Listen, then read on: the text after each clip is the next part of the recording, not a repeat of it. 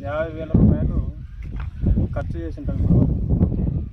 కాకపోతే ఈ ఎల్నినో ప్రభావం వల్ల మాకు మొక్క ఎదగక అలాగే ఎకరాకు కింటం 2 క్వింటాలు వచ్చే పరిస్థితులే లేదు.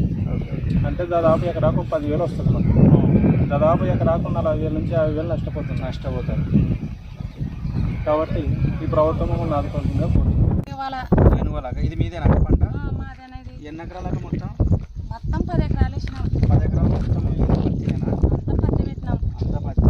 ఎంత వచ్చిందాక పెట్టుబడి ఎకరాకి 40 వచ్చినది. 40,000 రూపాయలు ఎకరాకి. అంటే ఇప్పుడు మీరు పెట్టుబడి పెట్టారు కదా, కనీసం ఎన్ని రోజులు అయ్యాక ఇది విత్తనం వేసి మీరు?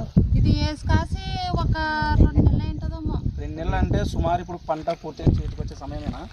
వచ్చేది ఇప్పుడు బాగా ఇంత ఎత్తుండేది. ఇప్పుడు పైరు ఏం లేక రెండో పంట. ఇప్పుడు 2 పంట అయింది, అయినా పంట రాలేదు. కనీసం మీకు మరి ఈ రకంగా చూస్తే కనీసం దిగుబడి ఎంత వస్తుంది అక్క మీకు? మళ్ళీ ఎకరాకి 40,000 వచ్చినది. మరి ఇప్పుడు ఇది పంట పాడిగలు ఇది అంతా పత్తి గింజలు పెట్టుబడి గొర్రెలు ఆపించినాము.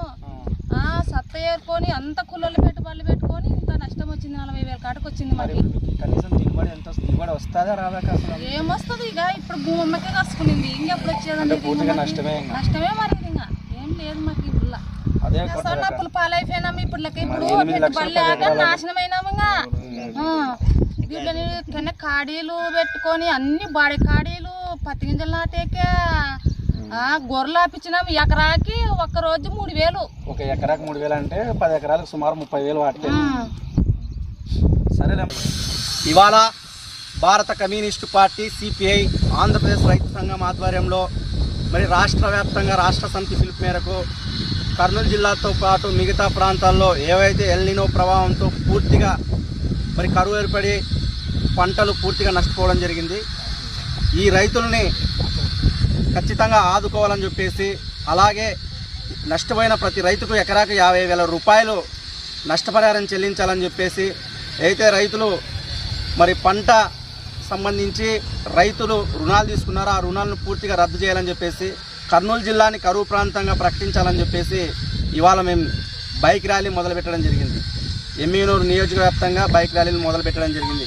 కావున ప్రభుత్వాలు తక్షణమే ఏదైతే రైతులు పండించినటువంటి పంట పూర్తిగా నష్టపోయిందో దాన్ని పరిశీలన ఏర్పాటు చేసి ఖచ్చితంగా వాళ్ళకి నష్టపరిహారాన్ని కేటాయించాలని చెప్పేసి కూడా ఈ సందర్భంగా మేము డిమాండ్ చేస్తున్నాం.